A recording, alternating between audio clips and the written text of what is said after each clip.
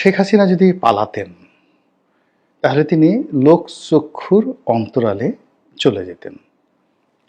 ওখানে পালানোর জন্য অনেক সুন্দর সুন্দর জায়গা গণভবনেও আছে, বঙ্গভবনেও আছে। মানে তাকে আপনি আর খুঁজে পাবেন না লোকচক্ষুর অন্তরালে। কিন্তু আমরা তাকে দেখেছি।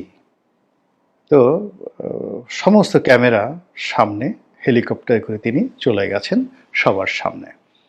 তিনি নিজে গেছেন অথবা তাকে বাধ্য করা হয়েছে চলে যাওয়ার জন্য, এরকম। কিন্তু তিনি পালিয়েছেন।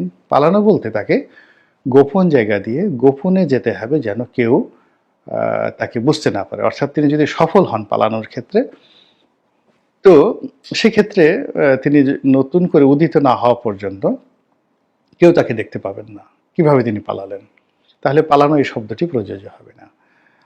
আর আমরা তার পুরো বিষয়টি, অর্থাৎ গণভবন থেকে তিনি হেলিকপ্টারে ওঠা, প্রত্যেকটারই একটি স্থির চিত্র রয়েছে।